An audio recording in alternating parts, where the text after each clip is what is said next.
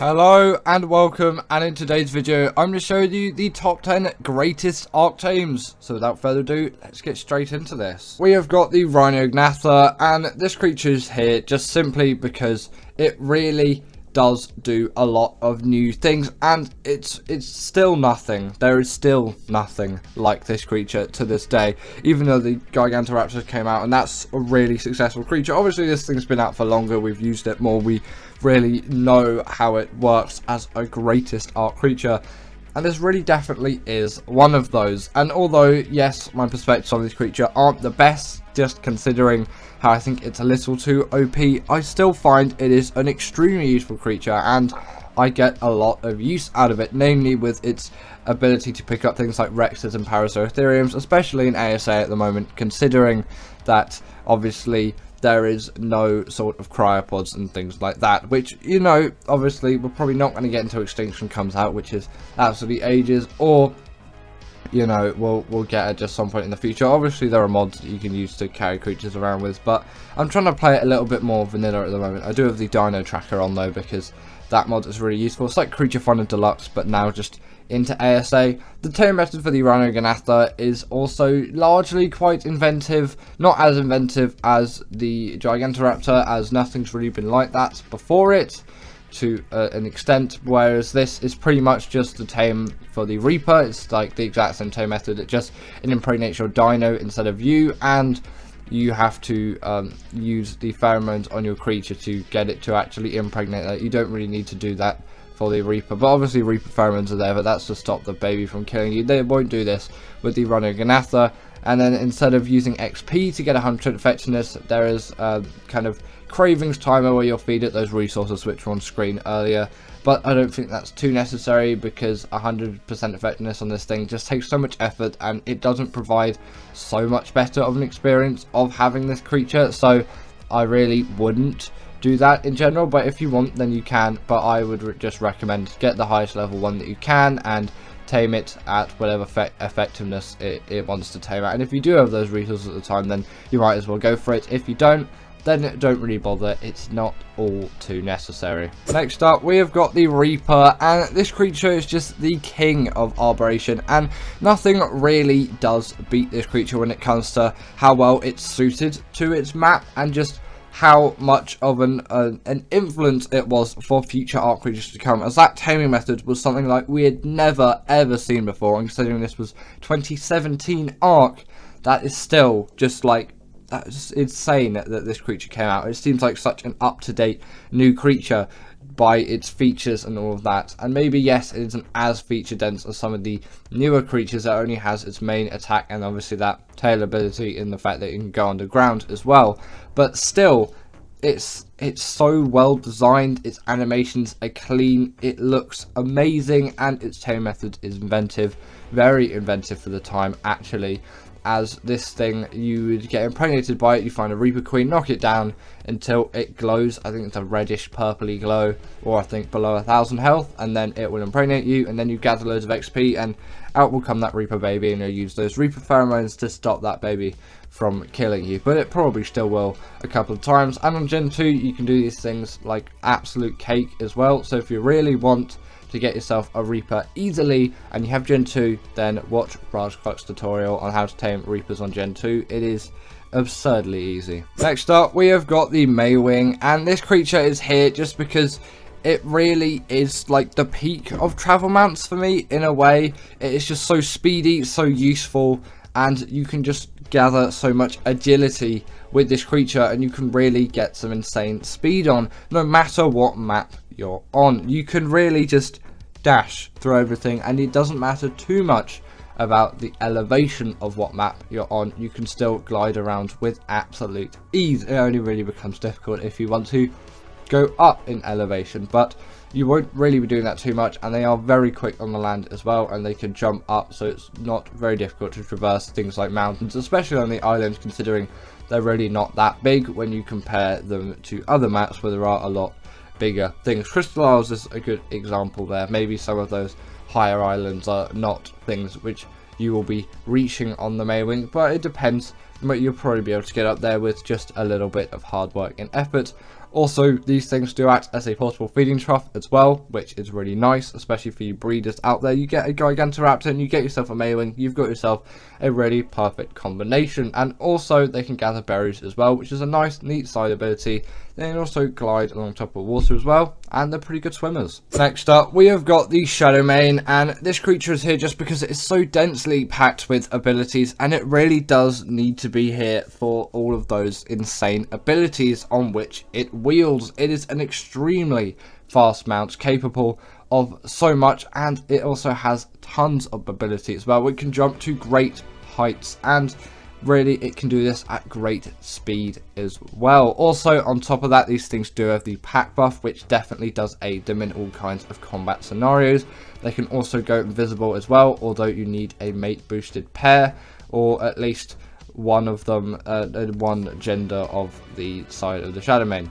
I can't really remember because I don't use that ability all too much, but they really do aid themselves with the hydration buff, which only it, the Spino, and as far as I understand the Crystal Wyvern has, and this just makes it deal even more damage under the water.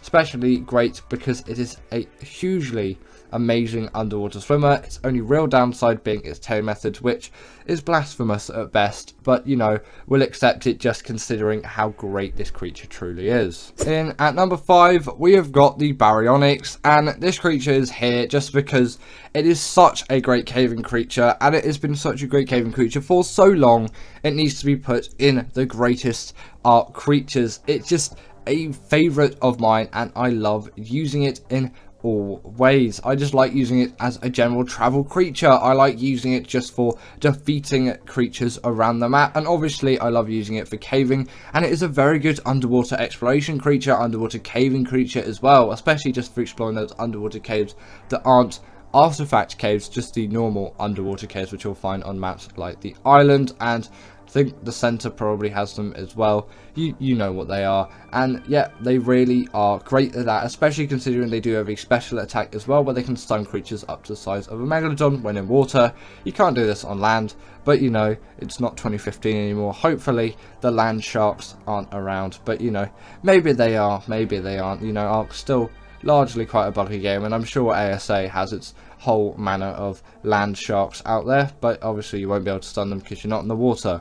Either way, very nice creature, has a very decent amount of health, great damage, great stamina, great mobility, great abilities, and great uses. It's a must-have for me. Next up, we have got the Bloodstalker in at the number 4 spot, and this creature is just so great and so useful for me. So let's start with its tail methods.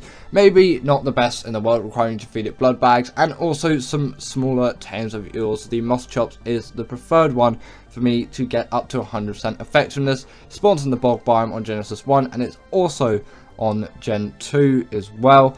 And this creature just is so great and so mobile once you've got it, especially in the water, which is what I mainly use it for, and it's like the only real travel mount to have on Gen 1. So it's a whole map where this is really one of your only options, at least native to the map. You can obviously bring some other creatures over like Maewings and Rock Drakes, but obviously flyers are banned on Gen 1 as well as on Arboration, so gliders and things like the Bloodstalker and all manner of other travel creatures that use some different methods really are going to aid you there. But also just across any map really, the Bloodstalker is capable of getting around with immense speed. It also tells you the aggros of all the creatures around you, so it is really easy to get away from danger even before the danger is there, as you can simply see if that creature's aggroed onto you, because sometimes it might not even look it, and then without really guessing or trying, they will just run at you, and you can end up in some pretty sticky situations. They're also great for gathering hexagons on Gen 1 as well, as you know, there's a lot of bog racing missions to use the Bloodstalker. If you've done the alpha one, then you've qualified as a good Bloodstalker flyer, by the way. That's the rule that I've made. Either way, fabulous creature. In at number 3, we have got the Desmodus, and this creature is here for its Sanguine Elixir and just what it has done to shape the Ark game. It is an extremely useful PvE and PvP mount. For PvE, obviously, it has the Sanguine Elixir, 30% of the time done like that. It's a blood bag farm, and it can really get you around the map with some speed with that gliding ability. It can also grapple onto all manner of objects, vertical, horizontal, whatever you want really. And on top of that, for PvP use, these things can pick people off riders like no problem whatsoever. Absolutely OP for any kind of PvP madness that you want to get into. So if someone's flying around or something like a Pteranodon or an RG, this creature's got some serious speed on it, and you can just pick them off and dispose of them as you will. And I've definitely been the victim of a few Desmodus pickings, but I've also been the subject of some few Desmodus pickings as well, and it really is a great way of just getting that PvP in, and it's not actually the hardest thing to do considering just how largely OP this creature is as a flyer, and it definitely is a must-have for me. In at number 2, we have got the Argentavis, and this creature will always pretty much be at the top of these lists in my opinion, just because the RG is so versatile, so useful, and it's been like that ever since the game came out, and this was in it, obviously with a considerably worse model, but still. Since that TLC, this creature has become even better with a new model and a new slew of abilities.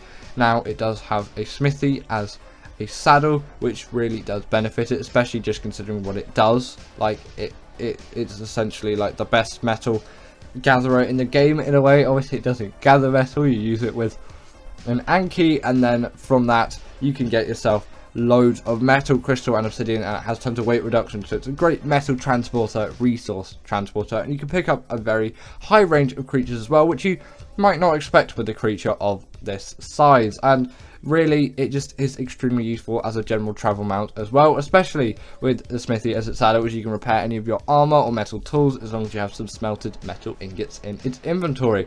And they do put up quite a fight as well, having quite a lot of melee and a very decent health stat, and also some decent stamina to keep them fighting for long, which obviously does actually make them really great flyers as well. They can fly for long distances, and although they're not as fast as a Pteranodon, they don't need to be. They have a different use case, and also they do have a nice neat little regen buff as well. If you eat something, obviously you don't have to kill it, but if you kill something and then eat it, then you get a nice regen buff, and you often see RGs in the wild doing this. And in at number 1, we have got the Rhyniognatha, and this creature is here just because it is my all-time favourite, and nothing really does replace this on the greatest Ark creatures list. So let's just start with the basics and what you'll probably see and notice first. It is an extremely mobile creature that also takes no fall damage, and on top of that, it deals hefty amounts of bleed damage and can grapple onto large creatures and even deal bleed damage to bosses, which as far as I'm concerned, no other Ark creature can. It also has a very reasonable health stat, especially for its size, some nice stamina, some nice weight, and obviously a lot of damage. You can melt through bosses so quickly, and this especially does help considering it has the pack buff on top of this as well, and obviously that pack buff is just going to buff you even more. Obviously the name does suggest it, and you're just going to get those bosses done even faster, and who really doesn't want a Rhyniognatha army? Also, these creatures are very easy to tame, maybe not your very simple knockout tame and it's over and done with. You steal their eggs from a nest. So sorry if you get the bug where they don't spawn, because you're missing out really. These are just such great creatures. Then from that, you can just raise them with a couple of torches, obviously incubate them and then raise them, and it's not too bad. As long as your rates aren't on official, then they shouldn't take the longest amount of time to raise, and then you've got yourself some Rhyniognatha's and a Rhyniognatha army. And also they can kind of parkour around the map as well, so they can climb any kind of wall, vertical surface,